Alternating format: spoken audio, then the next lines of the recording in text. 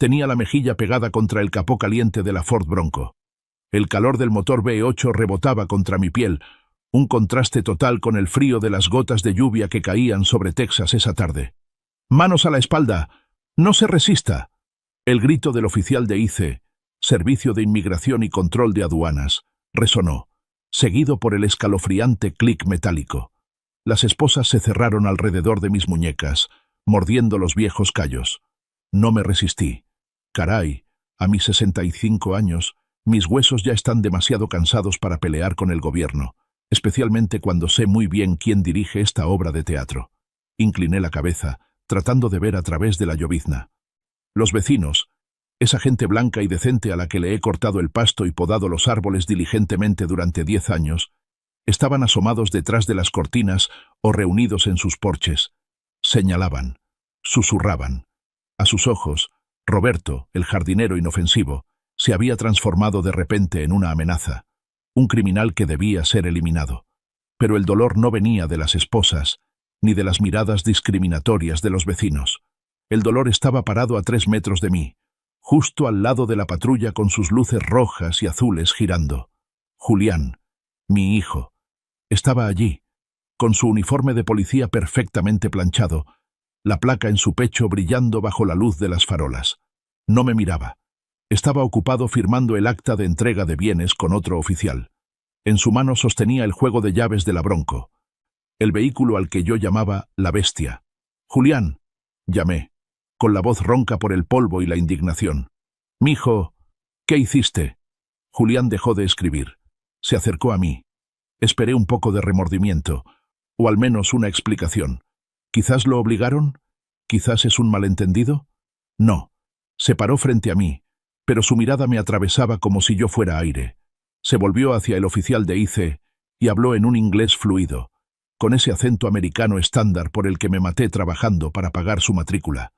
«Officer, get him out of here. He's trespassing. This vehicle is seized under civil forfeiture laws». Sentí como si alguien me hubiera aplastado el corazón. Traté de forcejear levemente. Lo miré y cambié al español, el idioma de nuestros antepasados, el idioma con el que le cantaba canciones de cuna cuando su madre murió. «Julián, soy tu padre. Por Dios, esa camioneta es todo lo que tengo». Julián se inclinó. Acercó su cara a mi oído, tan cerca que pude oler su perfume caro, ese olor a vanidad que cubría el olor al sudor del trabajo. Su voz salió entre dientes, más fría que la hoja de un puñal. «Cállate. Ni me hables en español. Me das pena». Me quedé helado. Continuó hablando, cada palabra como un clavo en el ataúd de nuestro vínculo padre-hijo. «Si te miran hablándome así, me arruinas la carrera. Eres un indocumentado, un criminal. Yo soy la ley. Disfruta el viaje a Tijuana, viejo». Se enderezó y se sacudió las manos como si acabara de tocar algo sucio. «Take him away», ordenó. 2 oficiales de ICE me levantaron por las axilas y me arrastraron hacia la camioneta especial con rejillas de acero. Miré hacia atrás por última vez. No para ver la casa que alquilaba y donde había cuidado cada rosal. Miré la Ford Bronco 1978 de color negro mate. Julián estaba abriendo la puerta del conductor. Acariciaba el volante forrado en piel, con una media sonrisa en ese rostro apuesto, idéntico al de su madre. Había ganado. Se había deshecho de la carga que era su viejo padre sin papeles, y se había apropiado legalmente de la Bestia, eso que tanto había codiciado. La puerta del furgón celular se cerró de golpe frente a mi cara. La oscuridad me envolvió. Bendito sea Dios. Crié a un monstruo, y ahora está devorando a su propio creador. Antes de continuar, suscríbete al canal y cuéntanos desde dónde nos escuchas en los comentarios de abajo. El furgón se sacudía violentamente mientras corría por la Interestatal 35, rumbo a la frontera sur. El olor a sudor agrio, a orina rancia y el hedor espeso del miedo llenaban el espacio estrecho. A mi alrededor había hombres llorando, rezando o maldiciendo su destino. Pero yo guardaba silencio. Estaba sentado en el rincón más profundo, con la espalda apoyada contra el metal frío. Cerré los ojos, pero mi mente no estaba allí. Mi mente estaba dentro de esa Bronco. Julián cree que solo consiguió un auto clásico, un vehículo tuneado, y vistoso para presumir con sus amigos parranderos o con sus colegas policías amantes de la velocidad. Ese estúpido solo ve la pintura, no conoce los huesos y la médula de la bestia. Hace 5 años, encontré el chasis de ese auto en un deshuesadero en Arizona. Era solo un montón de chatarra oxidada. Lo compré por una miseria. Todas las noches me metía debajo del auto, trabajando desde las 8 de la noche hasta las 2 de la mañana, después de estar agotado por mi trabajo de jardinería durante el día. Estas manos llenas de callos y cicatrices, quitaron cada tornillo, lijaron cada mancha de óxido, pero no lo restauré como un mecánico normal. Reforcé el chasis con acero templado de grado militar que compré por debajo del agua gracias a viejos contactos. Cambié los vidrios normales por cristal blindado nivel Trero, capaz de resistir disparos de armas cortas, pero que por fuera se ve igual al vidrio original del 78. Modifiqué el motor V8 no solo para correr rápido, sino para acelerar de golpe en situaciones de emboscada.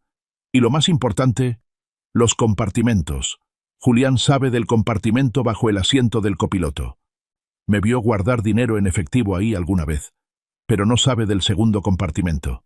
Inconscientemente, pasé el pulgar sobre la larga cicatriz que recorre mi muñeca izquierda, el recuerdo de una esquirla de granada de una operación en Michoacán hace 20 años. El segundo compartimento está en lo profundo del piso del auto, soldado y camuflado con el aislante del suelo. Solo hay una forma de abrirlo. Una combinación de botones en el viejo panel de la radio y moviendo la palanca de cambios a una posición específica. Ahí dentro no escondo oro, ni drogas. Escondo algo mucho más peligroso. Hay cosas que no se entierran, se esconden. Escondí un cementerio entero en ese auto. Una libreta de piel negra enmohecida y un disco duro viejo de los años 2000. Son archivos de nombres, ubicaciones y operaciones sucias de altos funcionarios y jefes de cárteles a ambos lados de la frontera. Información que mi antigua unidad recopiló. Ese era mi seguro de vida cuando huí a Estados Unidos. Si Julián conduce ese auto para pasear, no pasa nada. Pero si usa el auto para hacer algo turbio, si la policía lo registra a fondo, o peor, si los cárteles descubren la anomalía en el peso del vehículo, está sentado sobre una bomba de tiempo y no tiene ni idea. Abrí los ojos y miré a través de la pequeña rejilla. El atardecer estaba cayendo, rojo como la sangre. No me preocupo por mí. He vivido en la selva, comido raíces, bebido agua de arroyos y dormido bajo lluvia de balas. Ser deportado a México es solo una molestia. Lo que me retuerce las entrañas es la verdad desnuda. Mi hijo vendió a su padre por un auto. Es codicioso. Y la codicia, en el mundo en el que yo vivía, es el camino más corto hacia la muerte. El centro de detención fronterizo de Laredo era tan ruidoso como un mercado colapsado. Cientos de personas estaban hacinadas en grandes jaulas de malla ciclónica. Llanto de niños, tos seca, el hedor de cuerpos que llevaban días sin bañarse. Busqué un rincón de pared libre. Me senté, crucé las piernas y cerré los ojos a medias. Necesitaba conservar energía. «Oye, viejo». Una sombra cayó sobre mí. Abrí un ojo. Un joven corpulento, tatuado por todas partes, marcas de la MS-13, se alzaba frente a mí. Miraba mis botas de cuero, viejas pero resistentes. «Dame esas botas, las mías están rotas», ordenó, con voz amenazante. Su pandilla se reía a sus espaldas. Suspiré. Solo quería estar tranquilo. «Hijo, ya estoy viejo. No me molestes. Estas botas apestan», dije suavemente, con la voz de un jardinero anciano y débil. «Te dije que te las quites». Se inclinó. Me agarró del cuello de la camisa y me levantó. En ese instante, el tiempo pareció detenerse. Durante 20 años, interpreté el papel del dócil Roberto. Bajé la cabeza y dije, «Sí, señor», a patrones gringos prepotentes. Aguanté cuando adolescentes blancos tiraban huevos a mi casa. Enterré mi instinto asesino bajo la tierra de los rosales para que Julián pudiera crecer limpio, sin mancharse con el pasado sangriento de su padre. Pero ahora, Julián me había desechado. El jardín del Edén falso que construí había sido reducido a cenizas. Entonces, el monstruo dentro de mí ya no necesitaba dormir. Cuando el matón intentó lanzar un puñetazo a mi cara, Mi cuerpo reaccionó más rápido que mi pensamiento. Era memoria muscular. Mi mano izquierda desvió su puño hacia un lado. Mi mano derecha, con el pulgar duro como una piedra, presionó con fuerza en un punto de presión justo debajo de su nuez de Adán. No fue fuerte, no fue ruidoso, solo lo suficiente. El joven puso los ojos en blanco. Abrió la boca sin emitir sonido, como un pez fuera del agua. Me soltó el cuello. Se agarró la garganta. Retrocedió tambaleándose y cayó de rodillas, tosiendo roncamente con la cara roja. Sus secuaces se quedaron atónitos. No entendían qué acababa de pasar. Me acomodé el cuello de la camisa, sacudí el polvo de mis pantalones y levanté lentamente la vista hacia ellos. Mi mirada ya no era la del jardinero. Era la mirada de un GAFE, Grupo Aeromóvil de Fuerzas Especiales. Alguien que había cazado a los capos de la droga más notorios en las selvas de Michoacán. Si valoran sus dientes, siéntense y cállense, dije, con una voz grave y fría, sin levantar el tono, pero lo suficiente para helarles la espina dorsal. El grupo retrocedió. El líder seguía jadeando en el suelo, mirándome con terror. Sabía que acababa de toparse con algo que no pertenecía al mundo de los delincuentes de poca monta. Volví a sentarme en mi lugar, cerrando los ojos como si nada hubiera pasado. Pensaron que yo era una oveja vieja esperando el matadero. Pero esta oveja había comido manadas enteras de lobos. Y ahora el viejo lobo estaba herido y estaba muy enojado. Esa noche, acostado en el piso de cemento frío de la celda, no pude dormir. La imagen de Julián me perseguía. Recordé el día de su graduación de la Academia de Policía. Yo estaba en la última fila, con un traje viejo comprado en una tienda de segunda mano, llorando de orgullo. Trabajé de sol a sol, cortando el pasto de 3 campos de golf, limpiando 5 piscinas a la semana, para que él no tuviera deudas estudiantiles. Quería que fuera un hombre íntegro, un guardián de la justicia, algo en lo que yo había perdido la fe en mi vieja patria. Pero Julián es como un árbol podrido por dentro. Se avergonzaba de mí. Nunca me invitó a la estación de policía. Les decía a sus amigos que su padre había muerto, o que era un empresario retirado en México. Le gustaba la vida de lujos que el sueldo de un policía novato no podía pagar. Relojes Rolex, tenis Jordan, fiestas toda la noche. Hace un mes llegó a casa con los ojos rojos, apestando a alcohol. «Papá, véndeme la Bronco, o pónmela a mi nombre». «¿Para qué?», pregunté, mientras limpiaba el carburador. «Necesito dinero. Y necesito el auto. Mis amigos dicen que esta camioneta vale mucho ahora. Además, tú ya estás viejo. Si manejas un auto tan rudo se van a burlar de ti». Me negué. «Es mi ataúd.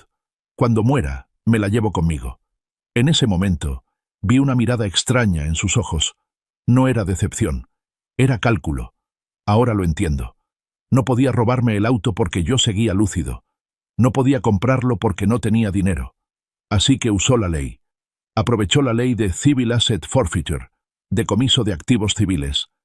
Un hueco monstruoso en la ley estadounidense que permite a la policía confiscar bienes si sospechan que están relacionados con un crimen, incluso si el dueño no ha sido acusado.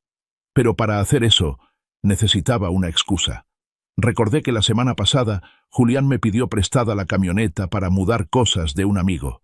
Seguro escondió algo en el auto, un poco de droga falsa o un arma sin serie, y luego levantó el acta él mismo, o le pidió a algún colega corrupto que lo hiciera. Después llamó a Iz para que me deportaran y así nadie pudiera reclamar. Un plan perfecto, despiadado y cobarde. Me veía como un parásito aferrado a suelo americano, pero en realidad, él es el parásito. Chupó mi sangre, mi sudor y mis lágrimas durante 26 años, y ahora que el anfitrión está seco, desecha el cuerpo. Roberto Montes. Mi nombre sonó por el altavoz. Llegó la hora de la deportación. Me levanté y me sacudí la ropa. No llevaba nada conmigo, aparte de la ropa que traía puesta y el odio que se encendía como una pequeña llama en un campo seco. Julián, hijo querido, ganaste esta partida, sacaste a papá del tablero. Pero olvidaste una cosa. Papá no es un peón.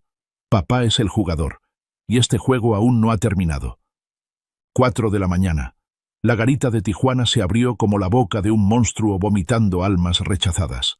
Crucé el puente fronterizo, pisando suelo mexicano. El olor de la patria, olor a polvo, a tortilla quemada, a drenaje abierto y el fuerte olor a diésel. No me detuve en el centro. Tomé un taxi pirata destartalado, directo hacia la periferia este, la zona conocida como la zona norte, donde incluso la policía teme patrullar de noche. El taxi se detuvo frente a un taller mecánico ruinoso. El letrero, Taller Mecánico El Tuerto, colgaba chueco, con solo la mitad de las letras iluminadas. Golpeé la cortina de acero con un ritmo especial. Toc, toc, toc, toc. Un minuto después, la cortina subió hasta la mitad. Un cañón de escopeta asomó primero, seguido por una cara llena de cicatrices y un parche negro en el ojo, perteneciente a un hombre de mi edad. El Tuerto, viejo camarada. El único contacto que me quedaba. Entrecerró su único ojo para mirarme. Luego bajó el arma, abriendo la boca para revelar dientes amarillentos. «¿Roberto? Madre mía. Pensé que te habías muerto del otro lado del muro. ¿O es que te hiciste tan rico que olvidaste a los hermanos?» Regresé, Tuerto, y estoy en la ruina. Entré. El olor a aceite de motor y metal me resultaba mucho más agradable que el aire aséptico y falso de Texas. El Tuerto cerró la puerta y me lanzó una cerveza helada.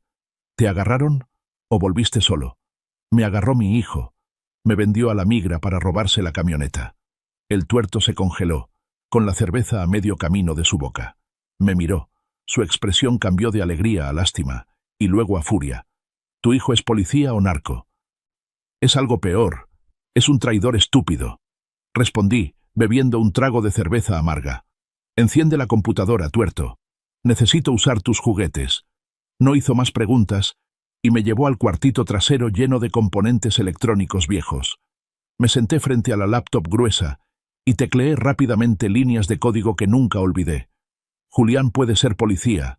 Puede saber cómo quitar el localizador GPS estándar que instalé públicamente.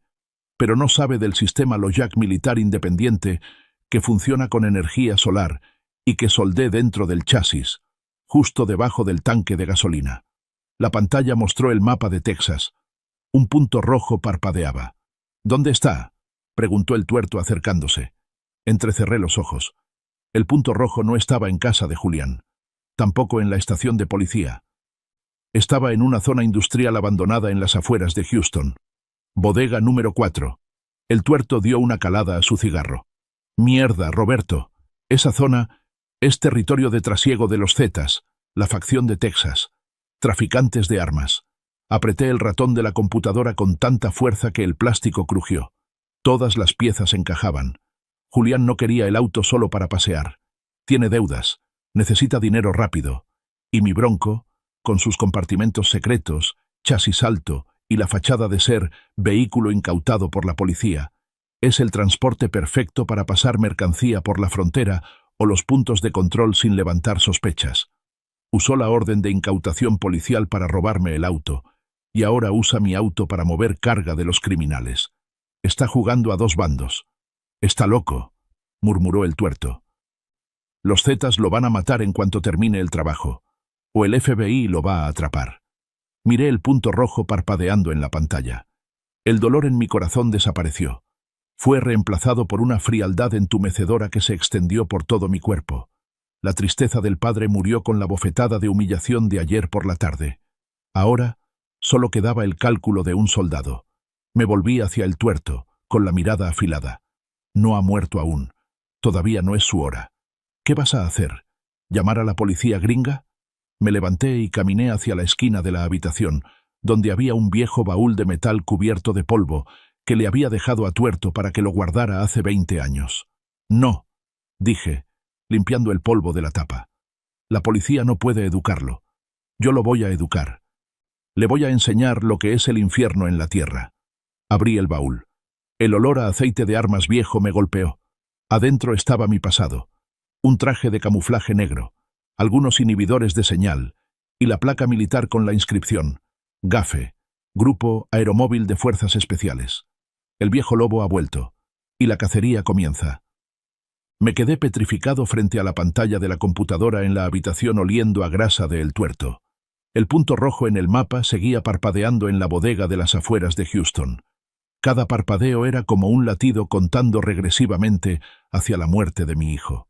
El tuerto puso un teléfono desechable sobre la mesa, de esos de un solo uso, imposibles de rastrear. Llámalo. Dale una última oportunidad. Al fin y al cabo, es tu sangre.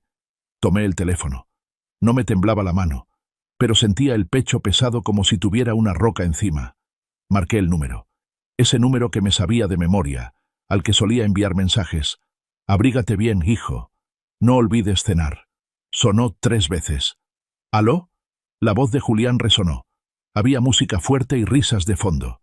Estaba celebrando la victoria sobre su propio padre. Soy yo, dije. Mi voz sonaba extrañamente calmada. Hubo silencio al otro lado por un segundo. Luego la música bajó de volumen. Probablemente salió a un lugar más tranquilo. ¿De dónde sacaste este número? Pensé que estabas encerrado en la frontera esperando que te botaran a tu chiquero. Julián, escúchame. No hagas lo que piensas hacer. ¿De qué diablos estás hablando? Su voz empezó a sonar irritada, pero noté la ansiedad filtrándose en ella. La camioneta. Sé que no la dejaste en el corralón de la policía. La estás conduciendo a la bodega número 4 en Houston. Estás haciendo tratos con los Zetas. El silencio envolvió la línea. Esta vez duró más. Cuando Julián volvió a hablar, su voz ya no tenía burla, sino que se endureció, llena de amenaza. ¿Cómo sabes eso? ¿Me estás siguiendo? Viejo maldito. ¿Qué le pusiste al auto? Eso no es el problema, respondí, tratando de mantener la voz firme. El problema es que estás jugando con fuego. Esos tipos no son tus amigos. Te usarán para pasar la mercancía por los controles porque tienes placa, y cuando terminen, te matarán para borrar cabos sueltos. O el FBI te atrapará. Da la vuelta, hijo. Lleva el auto a la estación. Di que fue un error. Papá no te lo reprochará. Una risa burlona se escuchó, fría y cruel. ¿Dar la vuelta? ¿Crees que soy estúpido? ¿Sabes cuánto debo? $80,000. Los prestamistas amenazaron con cortarme los dedos. Este viaje pagará toda la deuda y me sobrará para un departamento nuevo. Yo no soy como tú, trabajando como esclavo toda la vida para vivir en una casa rentada y miserable. Julián, eso es dinero sucio. El dinero es dinero, gritó, cortándome la palabra. Y no me vengas a dar lecciones de vida. Eres un fracasado. Vives escondiéndote como una rata. ¿Y yo? Yo soy el futuro. Uso tu auto, ese pedazo de chatarra que quieres más que a tu hijo, para salvar mi carrera. Eso es justicia. ¿Vender a tu padre es justicia? No tienes papeles. Para Estados Unidos no existes. Solo estoy sacando la basura. No vuelvas a llamar a este número. Si te veo merodeando cerca de mí, no voy a llamar a Aice. Yo mismo te voy a disparar y reportaré que fue defensa propia. Adiós. Tut, tut, tut. Bajé el teléfono. En ese instante, una parte de mí murió. La parte débil y compasiva del viejo padre jardinero había sido estrangulada por su propio hijo. El tuerto me miró, esperando. Partí el teléfono en 2 y lo tiré a la basura. ¿No escuchó? Preguntó el tuerto. No, respondí, con la vista clavada en el vacío. Ya eligió su bando, y eligió el equivocado. Salí del taller del tuerto y vagué sin rumbo por las calles pegajosas de Tijuana. La lluvia empezó a caer de nuevo, mezclándose con la suciedad para formar charcos negros bajo mis pies. Entré en una cantina miserable escondida en un callejón. Música ranchera triste salía de una vieja rocola. Y volver, a tus brazos otra vez.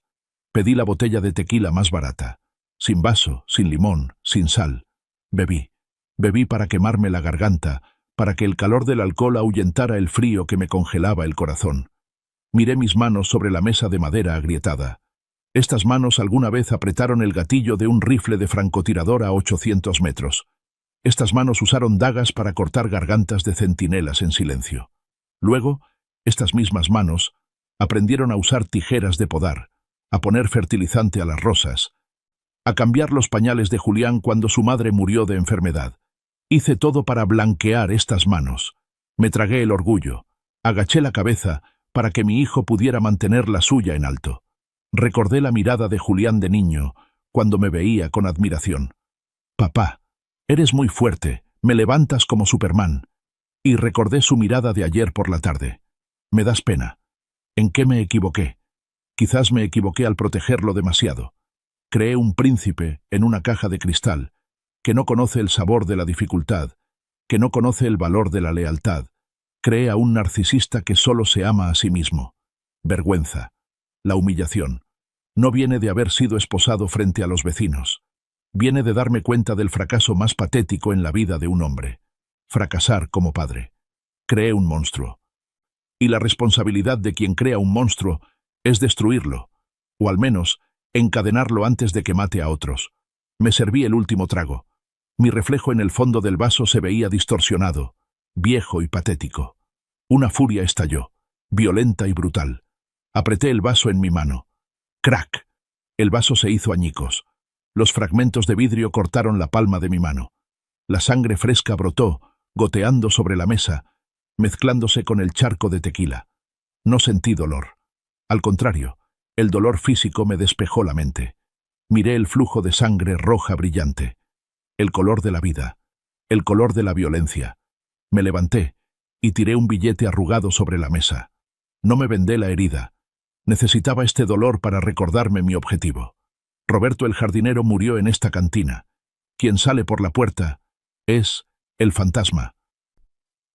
Regresé al taller mecánico de El Tuerto a medianoche, cuando la lluvia afuera ya caía con más fuerza, golpeando rítmicamente el techo de lámina oxidada.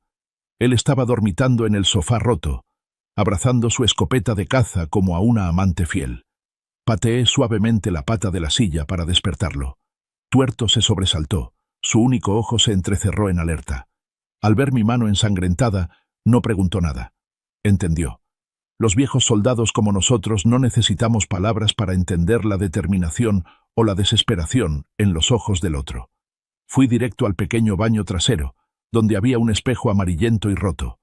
Tomé la vieja máquina de cortar pelo de Tuerto y la conecté. El zumbido del motor llenó el espacio reducido. Miré mi cara en el espejo. Roberto, el jardinero viejo y amable que siempre agachaba la cabeza para saludar al patrón. Alcé la máquina. Mechones de pelo y barba entrecana cayeron al lavabo. Me afeité la barba que había ocultado mis emociones durante 2 décadas. Me rapé el cabello gris y desordenado. Cuando la máscara cayó, apareció otro rostro, anguloso, rencoroso y lleno de pequeñas cicatrices que el tiempo no pudo borrar. Los ojos hundidos brillaban intensamente bajo la luz neón parpadeante. Este era el rostro que, hace 20 años, hacía temblar a los narcos de Michoacán solo de oírlo describir.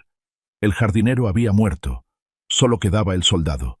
Salí y fui a la esquina donde estaba el viejo baúl de metal polvoriento. Abrí la tapa. El olor a aceite de armas viejo y lona mohosa me golpeó la nariz, aterradoramente familiar. Me quité la ropa de trabajo manchada de lodo y sangre. Me puse el traje negro ajustado de operaciones. La tela, aunque gastada, se ceñía a mis músculos, dándome una sensación de agilidad y seguridad. Ajusté los cordones de las botas militares, sintiendo la firmeza alrededor de mis tobillos. Finalmente, tomé la placa de metal fría. Me la colgué al cuello. El metal tocando mi piel era un recordatorio del juramento de antaño: cumplir la misión o morir. En ella estaba grabada la inscripción de mi antigua unidad, el Grupo Aeromóvil de Fuerzas Especiales. Tuerto estaba recargado en la mesa de trabajo, mirándome fijamente, y preguntó si planeaba matar a mi hijo. Me acomodé el cuello y respondí que no lo mataría. La muerte es demasiado fácil. Le enseñaré una lección sobre fronteras. Si cruzas la línea roja sin respeto, no hay camino de regreso. Le pregunté a Tuerto sobre cruzar la frontera esa misma noche por la vía Premium. Asintió, pero advirtió que no era barato. Metí la mano en el bolsillo oculto de mi cinturón. Saqué una moneda de oro azteca antigua, un amuleto de suerte que guardaba desde mis tiempos en el ejército, y se la lancé. Tuerto atrapó la moneda, la mordió y sonrió con sorna, diciendo que eso sobraba para pagar. Me preguntó si iba a ir con las manos vacías. Negué con la cabeza. No necesito armas grandes. Necesito tecnología. Julián es policía. No puedo liarme a tiros con él en medio de una ciudad gringa. Necesito jugar al gato y al ratón, un juego psicológico brutal. Me acerqué a la mesa desordenada de Tuerto y comencé a seleccionar lo necesario. Primero, Tomé un escáner de radiofrecuencia de banda ancha para intervenir los canales de la policía. Luego, un inhibidor de señal GPS portátil, algo que me haría invisible a los satélites de rastreo. También tomé un detonador remoto casero y una laptop militar robusta a prueba de golpes. Y lo más importante, volví al fondo de mi baúl y saqué una carpeta gruesa envuelta cuidadosamente en plástico. Era la libreta negra. Tuerto miró la libreta y su cara cambió de color. ¿Vas a usar esa sentencia de muerte? Si se sabe que aún la tienes, tanto el gobierno de México como el de te van a cazar. No la voy a usar para mí. Metí la libreta en una bolsa impermeable con la mirada helada. La usaré como cebo, una trampa para ratones, y esa rata codiciosa no podrá resistirse a este queso podrido. Eres despiadado, Roberto. Es tu hijo. La gangrena también es parte del cuerpo, Tuerto, pero si quieres vivir tienes que cortarla. Revisé el equipo por última vez. Todo estaba listo. 3 de la mañana. Un camión de congelados me dejó en una bodega abandonada junto a la frontera Tijuana, San Diego. Tuerto ya había arreglado todo. Un hombre flacucho, con cara de rata, me guió hacia el sótano. Movió un refrigerador industrial, revelando un pasadizo oscuro. No eran esos túneles de tierra miserables por donde los inmigrantes pobres se arrastran temiendo un derrumbe o asfixia. Este era un supertúnel del cártel de Sinaloa, reforzado con concreto y acero. Tenía sistema de ventilación zumbando, luces eléctricas brillantes y rieles para vagonetas para mover droga en grandes cantidades. Caminé por allí, sintiendo la ironía. Yo, un ex-fuerzas especiales experto en destruir túneles como este, ahora lo estaba usando para regresar a suelo americano. El enemigo de mi enemigo es mi amigo, al menos por esta noche. Me senté en la vagoneta eléctrica. El guía hizo una señal de silencio. El viaje duró 20 minutos bajo tierra. 20 minutos para pensar en el plan. No volvería a mi antigua casa. No dejaría que Julián supiera que había vuelto. La oscuridad es mi aliada. La sorpresa es mi arma. Cuando la tapa del túnel se abrió al otro lado, olí un aire diferente. Olor a Estados Unidos. Más limpio, pero más frío. Estaba en una bodega logística en Otay Mesa, California. Una Ford F-150 vieja y destartalada ya me esperaba. Parte del servicio VIP que Tuerto pagó. La llave estaba sobre el neumático. Encendí el motor, saqué la camioneta de la zona industrial y me mezclé con el flujo de camiones que viajaban de noche por la interestatal I-8, directo hacia Texas. Fueron 20 horas de manejo continuo hasta Houston, pero no sentía cansancio. La adrenalina corría por mi sangre en lugar de café. Ya no era Roberto, el inmigrante ilegal. Era un fantasma regresando para cobrar una deuda, y los intereses serían muy altos. Houston, Texas, 2 días después de ser deportado. Estacioné la F-150 al final de la calle, a unos 200 metros del complejo de apartamentos de lujo donde Julián alquilaba. Era tarde en la noche. Saqué los binoculares infrarrojos y ajusté el enfoque. Julián vive en el 3er piso. Las cortinas de la sala estaban abiertas. La luz amarilla se filtraba hacia afuera. Lo vi. Caminaba por la habitación, con una copa en la mano, riendo y hablando con alguien por teléfono. Se veía tan relajado. Piensa que me estoy pudriendo en algún refugio en México. Piensa que ha obtenido una victoria absoluta. En el estacionamiento del edificio, mi Ford Bronco descansaba arrogante en un lugar VIP. Estaba lavada. La pintura negra brillaba bajo las luces de la calle. Pero noté algo inusual. La suspensión trasera estaba hundida unas 2 pulgadas más de lo normal. Mi corazón latió con fuerza. ¿El auto hundido sin carga? Imposible. Hice zoom con los binoculares. A través de los vidrios, aunque oscuros, no bloqueaban el infrarrojo cercano. Vi formas rectangulares apiladas en el asiento trasero y en el área de carga. No eran armas sueltas. Eran cajas tipo Krates. Carga pesada. Julián no solo trafica un par de pistolas. Está moviendo armamento pesado. Podrían ser rifles de asalto, granadas o incluso piezas de ametralladoras. Esa cantidad de carga es suficiente para 3 cadenas perpetuas.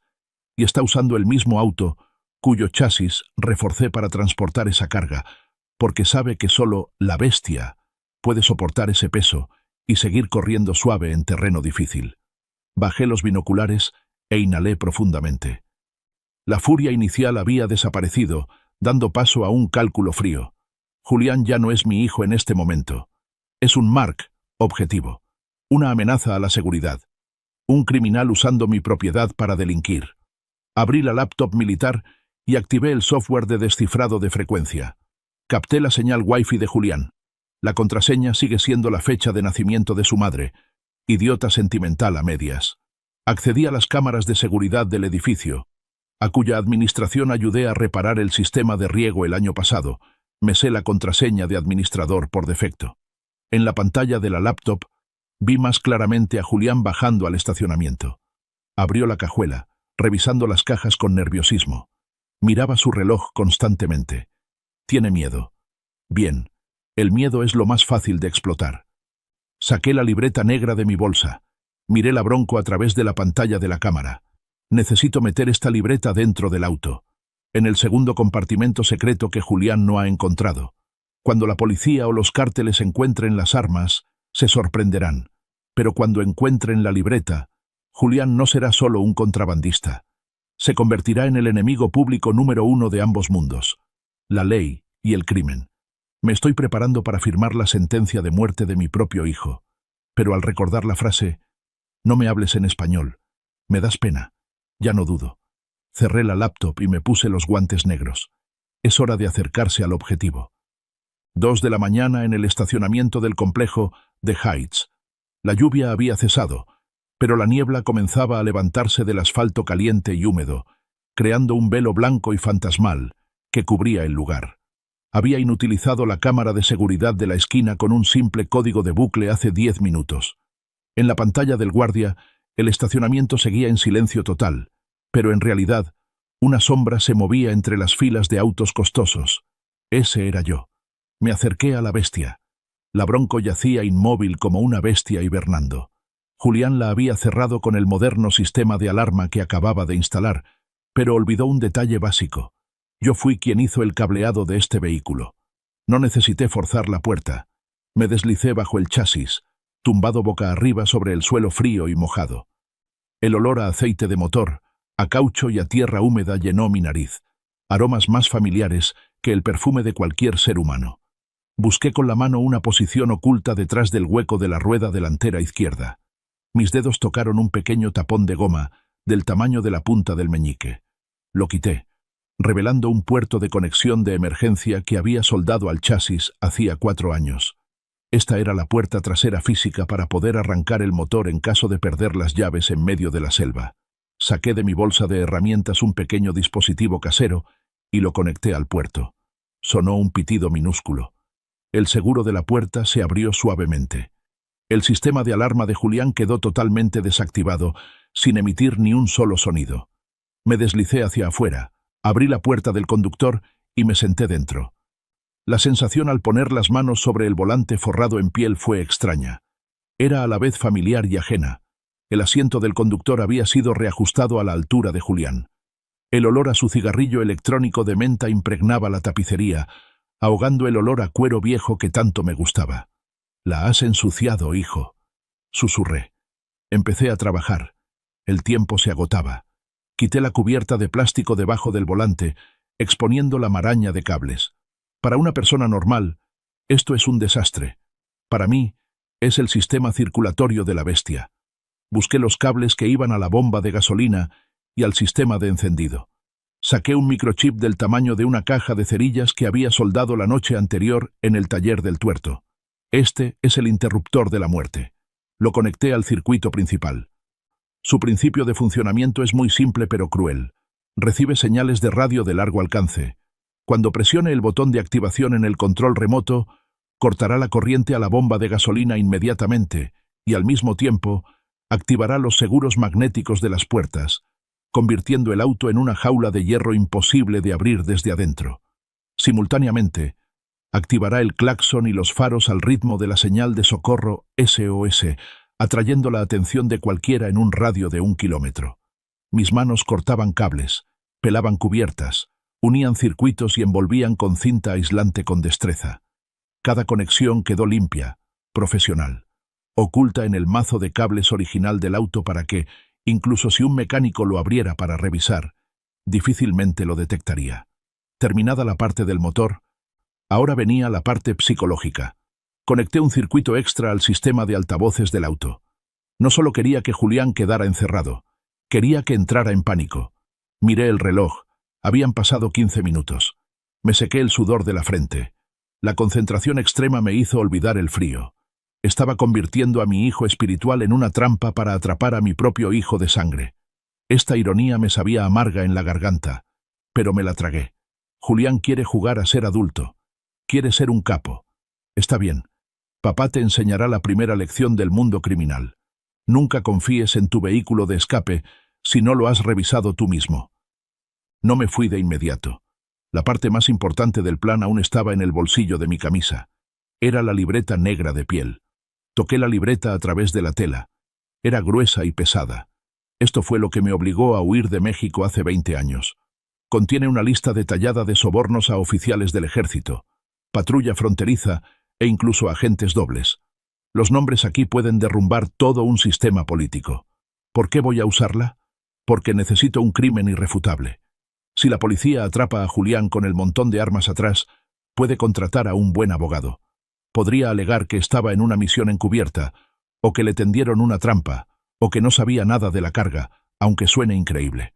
Como policía, el muro azul de silencio de sus colegas podría protegerlo, reducir su sentencia o incluso encubrir el incidente. Pero si encuentran documentos clasificados de seguridad nacional y pruebas de extorsión en su auto, ningún abogado podrá salvarlo. Ningún colega se atreverá a encubrirlo. Será considerado un traidor a la patria, un espía. Me incliné hacia el piso del auto, debajo del asiento del conductor. Levanté la alfombra. Debajo del fieltro aislante había una placa de metal soldada herméticamente. A simple vista, parece parte del chasis. Pero si sabes presionar dos pernos ocultos en la esquina, la placa salta. El segundo compartimento secreto apareció. Julián encontró el compartimento en el asiento del copiloto donde guardaba monedas y los papeles del auto, pero nunca tuvo la paciencia ni la sutileza para encontrar este. Su superficialidad es su punto débil.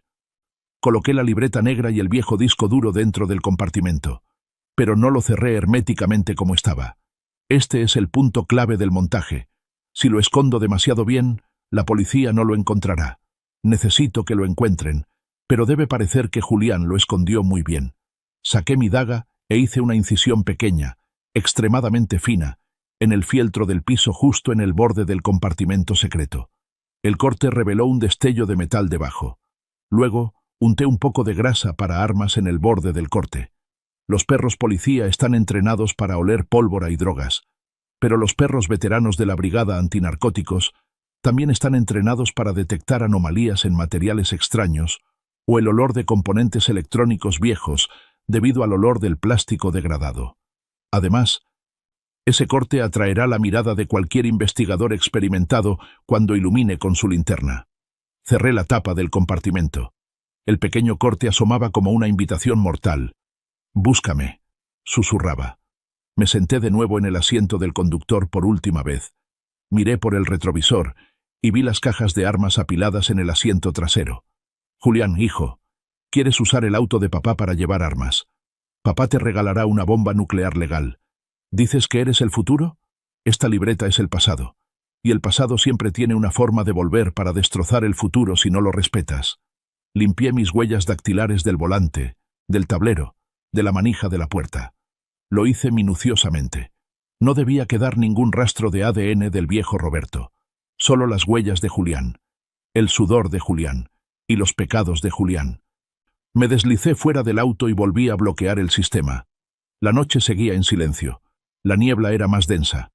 Desaparecí en la noche, dejando a la bestia allí, esperando a su presa para la mañana siguiente. 3 de la mañana en el departamento de enfrente. No dormía. Estaba sentado junto a la ventana de la habitación que alquilé temporalmente, con los binoculares apuntando directamente a la ventana del dormitorio de Julián. Era hora de comenzar la fase 2, la destrucción mental. Un soldado cansado es un soldado propenso a cometer errores. Alguien en pánico pierde el juicio. Julián dormía profundamente. Las luces estaban apagadas. Saqué el segundo teléfono desechable.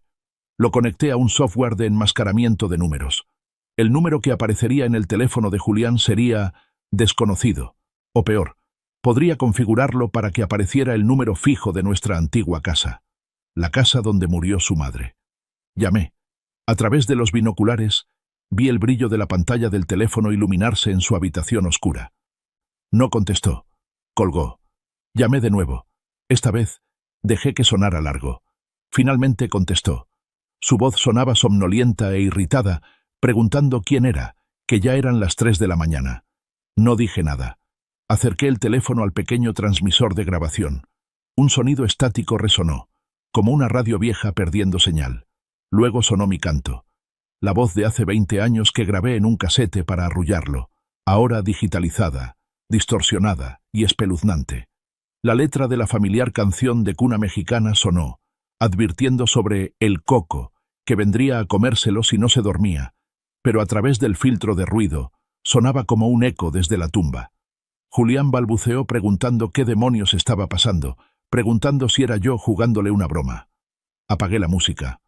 La reemplacé con el sonido metálico y frío de una pistola semiautomática cargándose. Claro y nítido. Julián saltó de la cama. Vi su sombra correr hacia la ventana y mirar hacia la calle. En ese preciso instante, presioné el botón del control remoto. No hubo explosión, sino un estallido de luz. Los faros de la Bronco en el estacionamiento, 3 pisos más abajo, se encendieron repentinamente con un brillo cegador. 2 haces de luz blanca azulada rasgaron la niebla, apuntando directamente al vacío como los ojos de un monstruo despertando. Julián gritó al teléfono, preguntando quién estaba en su auto y amenazando con que era policía. Solté el botón. Los faros se apagaron de golpe. El estacionamiento volvió a quedar en tinieblas. Un silencio aterrador lo envolvió todo. La voz de Julián empezó a temblar, preguntando quién era yo. Estaba dudando de sus propios ojos. ¿Estaba soñando despierto? ¿La presión de las deudas le provocaba alucinaciones? ¿O eran fantasmas? Susurré al teléfono, con la voz modulada a un tono bajo e inhumano a través del distorsionador. La bestia tiene hambre, Julián, y tú eres la cena. Colgué. A través de los binoculares, vi a Julián agarrar su arma de servicio y salir corriendo de la habitación. Un minuto después, lo vi correr hacia el estacionamiento, en camiseta y calzoncillos, descalzo, empuñando su Glock. Corrió alrededor del auto. Iluminó el interior con una linterna. No había nadie. Las puertas seguían cerradas. El sistema de alarma seguía parpadeando con su luz roja normal. Se quedó allí, en medio de la niebla fría, temblando incontrolablemente. Miraba a su alrededor, totalmente desconcertado. No sabía que el enemigo estaba justo encima de él, a 200 metros, observándolo como un entomólogo observa a un insecto agonizando en un frasco de vidrio. Esta noche no dormirás más, hijo. Y mañana, cuando conduzcas para hacer el trato, con los ojos hundidos y los nervios tensos como cuerdas de violín, no estarás lo suficientemente lúcido para ver la trampa que te espera.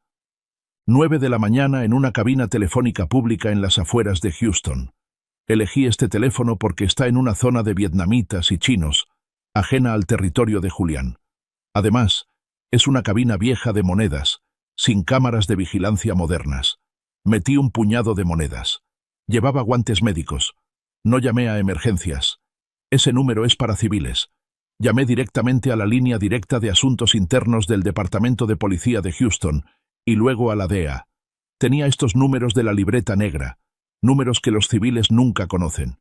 Un sargento de apellido Miller contestó en asuntos internos. Inhalé, ajustando mi voz. No usé el distorsionador, sino que fingí el acento de Texas con la ronquera de un fumador empedernido. Interpreté el papel de un criminal informante. Dije rápido y tajante que tenía información sobre un trato de armas sucias, una emergencia interna. Al otro lado de la línea se detuvieron, preguntando mi identidad y de quién estaba hablando. Les dije que me llamaran el jardinero. El sujeto que buscan es el oficial Julián Montes. Está conduciendo una Ford Bronco 1978 color negro mate, placa TX 5589. En su auto ahora mismo hay un cargamento de armas militares robadas. El sargento replicó que Montes es un oficial ejemplar y que lo estaba calumniando. Lo interrumpí con voz helada, diciéndole que escuchara bien. Hará el intercambio a las 10 de la noche en el deshuesadero Iron Grave. al sur de la ciudad.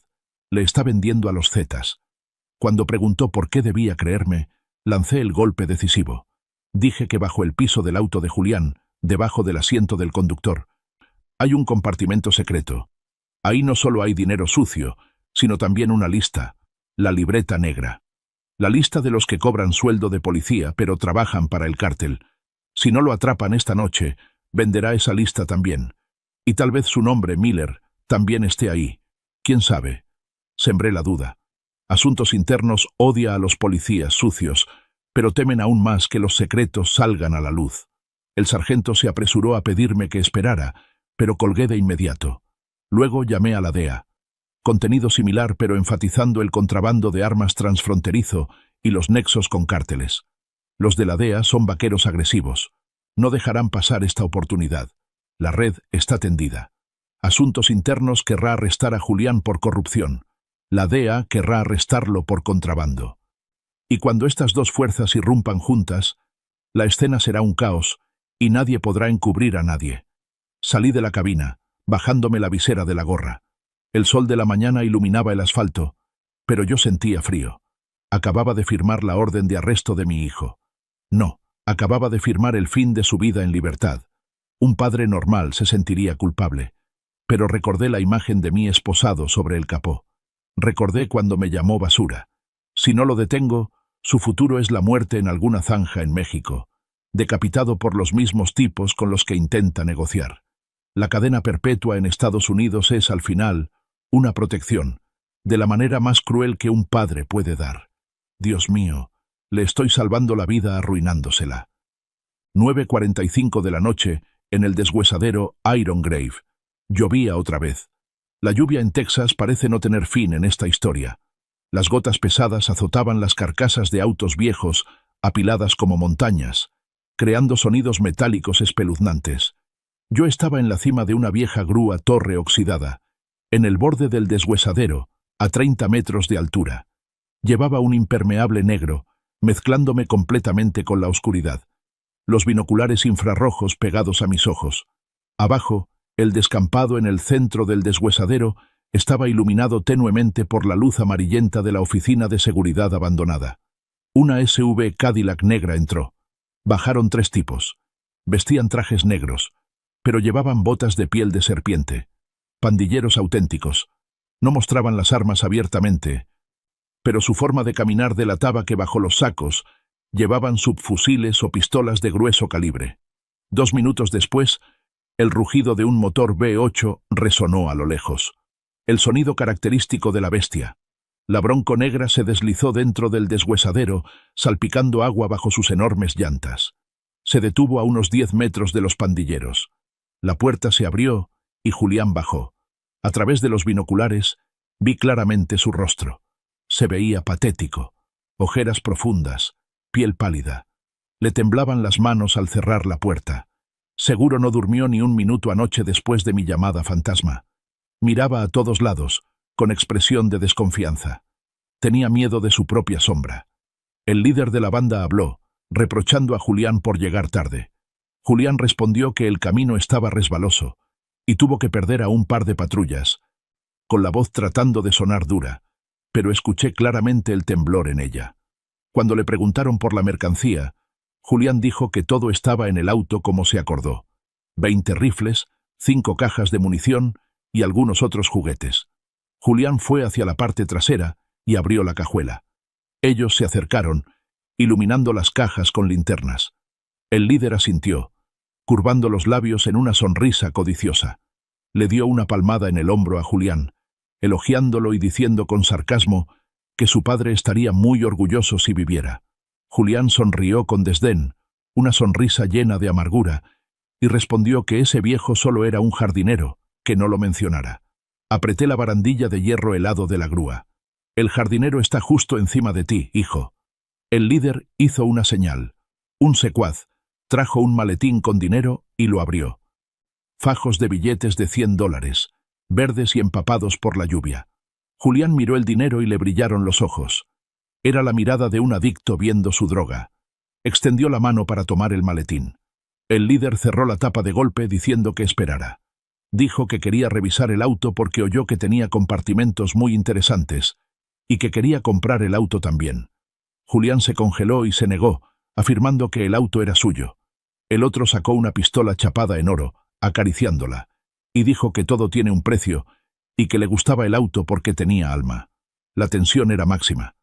Julián retrocedió un paso. Su mano derecha se movió inconscientemente hacia la funda en su cintura. Es el momento. No puedo esperar a que llegue la DEA. Si los pandilleros deciden robar el auto y matar a Julián ahora mismo, mi plan se arruinará. Necesito a Julián vivo para ir a prisión, no muerto como un mártir. Saqué el control remoto del bolsillo. Puse el pulgar sobre el botón rojo más grande, el interruptor de la muerte. Miré hacia abajo. Julián estaba rodeado por 3 asesinos. Estaba solo. La última vez que lo vi tan vulnerable fue cuando tenía 5 años y se perdió en el supermercado. En ese entonces, corrí a abrazarlo. Ahora, lo abrazaré con una jaula de hierro. Susurré al viento y la lluvia. Lo siento, hijo, se acabó el recreo. Presioné el botón. En el instante en que mi pulgar presionó el botón rojo del control, el tiempo pareció detenerse en medio de la tormenta, en el deshuesadero Iron Grave. Desde la cima de la grúa, miré hacia abajo como un dios impartiendo un castigo. Abajo, la Ford Bronco dejó de ser un vehículo inanimado. Despertó. Gritó. La bocina de aire modificada de alta potencia rasgó la noche silenciosa, ahogando incluso el retumbar de los truenos. 3 cortos, 3 largos, 3 cortos. La señal de socorro SOS sonó estridente, golpeando los tímpanos de todos los presentes. Al mismo tiempo, los faros de alta intensidad y la barra LED en el techo parpadearon frenéticamente en modo estroboscópico, convirtiendo el descampado oscuro en una pista de baile mortal con una luz blanca azulada cegadora y desorientadora. La reacción en tierra fue inmediata y caótica. Los secuaces de la banda saltaron aterrorizados. En el mundo criminal, señales de sonido y luz tan repentinas solo significan una cosa: la policía ha llegado. Pensaron que Julián les había tendido una trampa. El líder gritó una maldición de traición llena de ira e inmediatamente abrió fuego. No disparó al aire. Apuntó su pistola dorada directamente al pecho de Julián y apretó el gatillo. Pero Julián, en un pánico total al ver que su auto se volvía loco de repente, actuó por instinto de supervivencia. Se lanzó hacia la puerta abierta y cayó dentro del asiento del conductor. La bala del jefe rozó la tela de su hombro y se incrustó en el pilar B del marco, creando una chispa brillante. Julián agarró la manija y tiró con fuerza hacia adentro. La pesada puerta se cerró de golpe, y fue entonces cuando la trampa realmente se cerró. Apenas el pestillo encajó, el sistema de cierre magnético que yo había activado selló la puerta. El sonido metálico de los pernos de acero resonó como la tapa de un ataúd cerrándose. Julián estaba a salvo de las balas de afuera, pero ahora era prisionero de la misma bestia que tanto deseaba poseer. Afuera, los pandilleros comenzaron a descargar sus armas contra el auto. Los subfusiles escupían fuego en la noche lluviosa. Las balas caían como granizo, arando la pintura negra mate que yo había aplicado meticulosamente. Pero Julián no murió. En los vidrios del auto aparecieron grietas en forma de telaraña, pero no se hicieron añicos. El cristal blindado nivel 3 que instalé en secreto, ese que Julián criticaba por ser grueso y pesado, ahora le estaba salvando la vida. Las balas se incrustaban en el vidrio, dejando marcas blancas, pero no lograban atravesarlo. Miré a través de los binoculares y vi claramente la cara de Julián dentro del auto. Estaba gritando. Tenía la boca abierta, deformada por el terror. Golpeaba frenéticamente el cristal. Tiraba de la manija en vano. Intentaba meter la llave para arrancar, pero era inútil. El circuito de la bomba de gasolina había sido cortado por completo por mí. El famoso motor V8 solo emitió unos carraspeos débiles y murió. Estaba atrapado en una caja de hierro, rodeado de gente que quería matarlo, y el auto aullaba su ubicación a todo el mundo. El líder de la banda se dio cuenta de que las armas pequeñas no le hacían nada al blindaje. Hizo una señal a sus hombres para que sacaran rifles de la cajuela del Cadillac. Uno sacó un AK-47. Si disparaba a corta distancia con munición de rifle, mis vidrios no aguantarían mucho tiempo. Contuve la respiración. No quería que Julián muriera. La muerte es una salida demasiado fácil. Quiero que viva para pagar. Pero justo cuando el matón levantaba el rifle, el cielo sobre el deshuesadero se iluminó. No eran relámpagos, sino un foco potentísimo desde arriba, apuntando directamente hacia abajo. El sonido característico de las aspas de un helicóptero cortando el viento resonó, superando a la bocina del auto. Las ráfagas de viento desde arriba levantaron polvo y agua, haciendo tambalear a los criminales. Desde los 4 costados del deshuesadero, los vehículos blindados del equipo SWAT y las camionetas negras de la DEA derribaron las cercas de lámina, embistiendo como rinocerontes de acero. Los altavoces sonaron tajantes, ordenando que todos soltaran las armas. La fiesta había comenzado, y todos los invitados estaban presentes. La escena abajo se convirtió en un verdadero campo de batalla. Los Zetas no son de los que se rinden fácilmente. Sabiendo que estaban rodeados y enfrentaban cadena perpetua, eligieron pelear para abrirse paso. Los disparos sonaban ensordecedores. Los fogonazos parpadeaban continuamente en la oscuridad. Pero esta batalla era desigual. Los francotiradores ya estaban en posición. Uno a uno, los criminales fueron cayendo. El líder intentó subir al Cadillac para escapar, pero una bala reventó el neumático y enseguida una lluvia de gas lacrimógeno cayó sobre su posición. Humo blanco cubrió el terreno. En el centro de esa tormenta de fuego, la Ford Bronco seguía erguida como una fortaleza impenetrable. Su alarma SOS seguía aullando incansable, como un lamento fúnebre en el infierno. Julián, mi hijo, estaba hecho un ovillo en el piso del auto. A través de los binoculares infrarrojos, vi que se abrazaba la cabeza, temblando violentamente. Es policía. Fue entrenado para tiroteos, pero eso es cuando él tiene el arma y la placa. Ahora era una presa, atrapado entre 2 fuegos, sin salida, sin compañeros. Cuando los disparos cesaron y solo quedaron los gritos de la policía esposando a los supervivientes, el helicóptero comenzó a bajar. El viento de las aspas disipó el gas lacrimógeno. Docenas de oficiales con equipo pesado rodearon la Bronco. Los puntos rojos de los láseres de sus armas cubrían la carrocería y atravesaban los vidrios agrietados, bailando sobre el cuerpo de Julián. Un comandante golpeó el vidrio con fuerza, ordenando a Julián que abriera y saliera. Julián levantó la cara. Lágrimas y mocos le cubrían el rostro.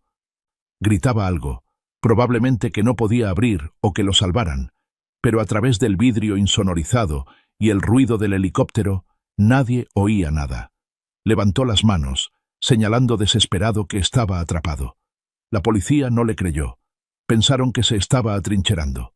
Un oficial se acercó con una barreta pesada. Golpeó con fuerza el borde de la puerta del conductor.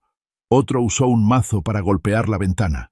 Tras 3 golpes demoledores, el vidrio templado se hizo añicos, cayendo como lluvia de diamantes. 2 manos rudas entraron, agarraron a Julián por el cuello y lo arrastraron hacia afuera a través de la ventana rota. Lo tiraron al fango, boca abajo. Una bota pisó fuerte su espalda, inmovilizándolo. Le torcieron los brazos hacia atrás, y el clic de las esposas sonó frío. Julián levantó la cabeza, tratando de respirar el aire mezclado con pólvora. En ese breve instante, sus ojos recorrieron el lugar con desesperación y se detuvieron a lo lejos. Desde la cima de la grúa, salí de la oscuridad de la cabina de máquinas y me paré justo en el borde de la barandilla. Un relámpago cruzó el cielo, iluminando mi silueta por un segundo. Vestido de negro, erguido, llevé mi mano derecha a la visera de la gorra, haciendo un saludo militar. Un saludo de despedida. El saludo del vencedor al vencido. Vi los ojos de Julián abrirse al máximo. Me reconoció. A pesar de la distancia y la oscuridad, la sangre y la culpa le ayudaron a reconocer la figura del padre que había desechado. Sus labios se movieron gritando un desgarrador «¡Papá!», pero el sonido fue ahogado inmediatamente por el grito del oficial que lo sometía. Lo levantaron y lo empujaron hacia la patrulla. Bajé la mano y me di la vuelta. No había nada más que ver. El lobezno había sido enjaulado. No me fui de inmediato. Necesitaba presenciar el final de esta obra, asegurarme de que la aguja envenenada que dejé había dado en el punto vital. Abajo, los agentes de la DEA comenzaron a registrar el auto. Sacaron las cajas de rifles de asalto del asiento trasero. Se escucharon exclamaciones y silbidos. Esa cantidad de armas es suficiente para que Julián se pudra en la cárcel. Pero ese no era el golpe fatal. Un agente se acercó con un perro policía. El perro, un pastor alemán veterano, empezó a olfatear el auto. Ladró al oler la pólvora intensa en la cajuela. Pero luego se detuvo cerca del asiento del conductor.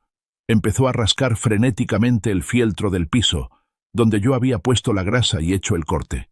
Gemía, pegando la nariz a esa hendidura. El agente se fijó de inmediato. Hizo señas a un colega para que trajera una linterna.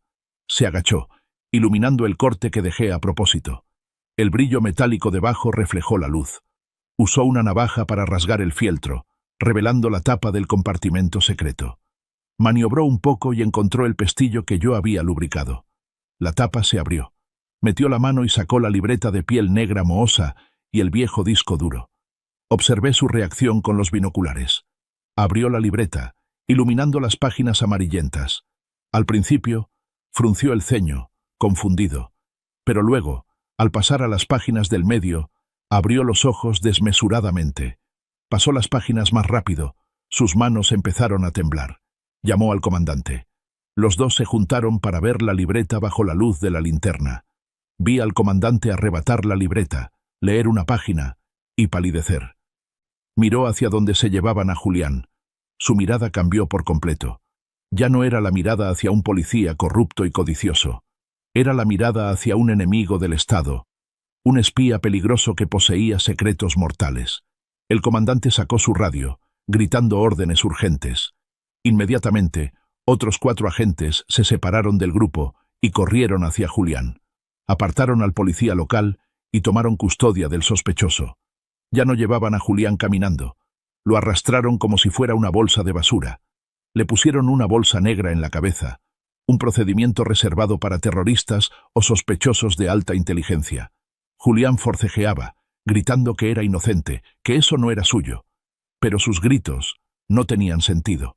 La libreta negra contenía la lista de sobornos de altos funcionarios de ambos lados de la frontera, mapas de túneles no descubiertos e identidades de agentes dobles. Julián, un joven oficial de policía, la tenía en un compartimento secreto sofisticado bajo el piso de su auto. Nadie creería que un viejo jardinero analfabeto pudiera poseer esas cosas. Creerán que Julián las recopiló durante su tiempo como policía para extorsionar o vender a potencias hostiles. El contrabando de armas solo lo llevaría a prisión, pero la posesión de secretos de Estado y traición lo hará desaparecer para siempre en las prisiones más oscuras del sistema, donde nunca llega la luz del sol. Miré la Bronco por última vez.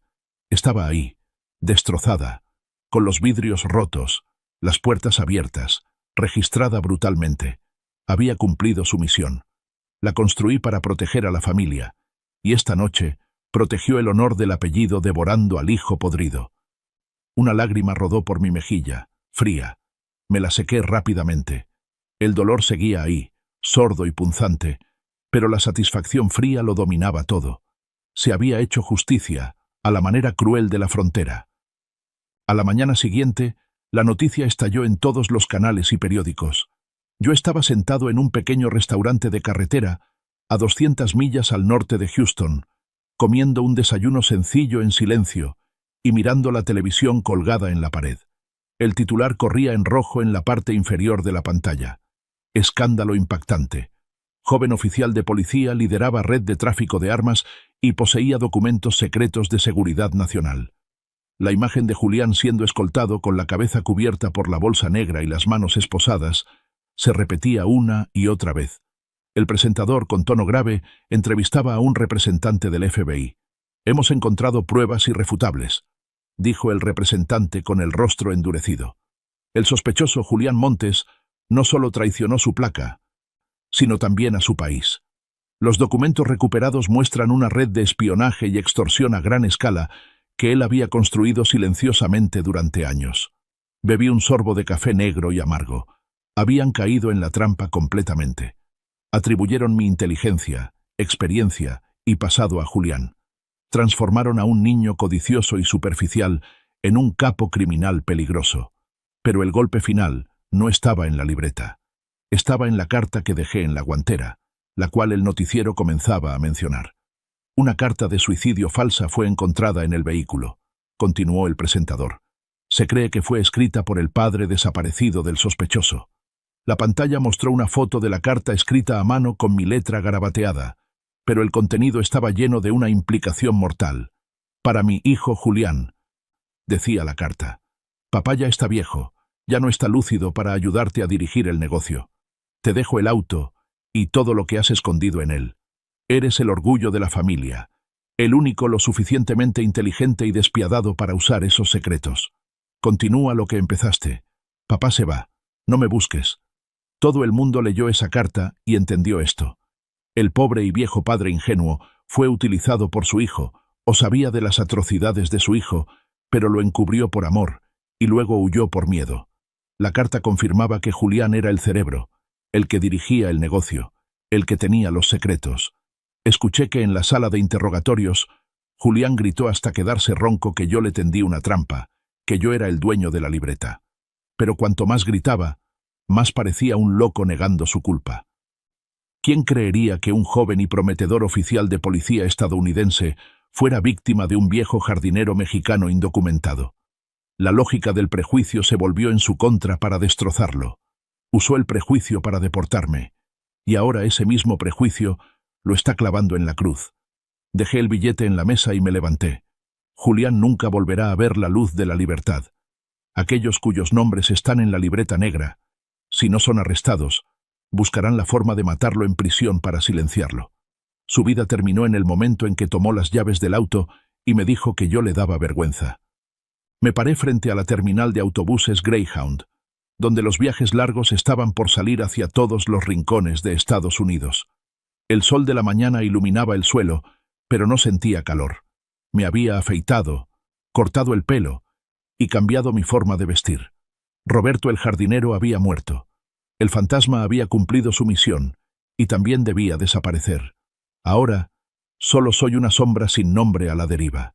Saqué del bolsillo el teléfono que usé para aterrorizar a Julián. Quité el chip, lo partí en dos y lo tiré a un basurero en la acera. Luego, la vieja placa militar. La miré por última vez, pasando el pulgar sobre las letras GAFE desgastadas. Este pasado me salvó la vida, pero también destruyó a mi familia. La arrojé a la alcantarilla negra bajo mis pies. Solo quedaba una cosa. La foto familiar tomada hace 20 años. En la foto, yo cargaba a Julián sobre mis hombros, junto a mi esposa que sonreía radiante. Julián tenía 5 años entonces, ojos brillantes, inocente, su manita aferrada a mi dedo. Miré al niño de la foto. Ese niño murió hace mucho tiempo. El que arrestaron anoche es solo una cáscara vacía, llena de codicia e ingratitud. Saqué mi encendedor. La llama azul lamió el borde de la foto. Vi cómo el fuego se extendía, consumiendo la imagen de Julián primero, luego a mi esposa y finalmente a mí. Las cenizas volaron con el viento, desapareciendo en la nada. No sentí tristeza, solo vacío, un vacío pacífico. Sonó el anuncio del autobús hacia el norte, rumbo a Canadá. Me eché la pequeña bolsa de equipaje al hombro. No volveré a México. Allí hay demasiados recuerdos dolorosos.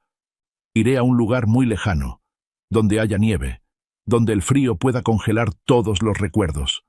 Subí al autobús y elegí un asiento junto a la ventana. El vehículo arrancó, dejando la ciudad de Houston a mis espaldas. Cerré los ojos, apoyando la cabeza contra el vidrio vibrante. En mi cabeza resonaba la última frase para el hijo que estaba sentado en una celda fría. Ese día entendí que un hijo también puede ser una frontera. Si la cruzas sin respeto, te destruirá. Pero si tú eres quien dibujó esa frontera, tienes el derecho de borrarla. Julián quería la camioneta. Ahora vivirá en una jaula de hierro para siempre. Quería una carrera ilustre. Ahora es famoso en todo el país. Papá te dio todo lo que querías, a mi manera. Disfruta el viaje, hijo. En cuanto a papá, irá a buscar un nuevo jardín, donde ninguna mala hierba llamada traición pueda crecer jamás. El autobús aceleró, lanzándose por la autopista interminable. No miré atrás. Si esta historia te ha cautivado, dale like al video, suscríbete al canal y comparte tus pensamientos en los comentarios. Para escuchar la siguiente historia, haz clic en el recuadro a la izquierda de la pantalla. Gracias por vernos.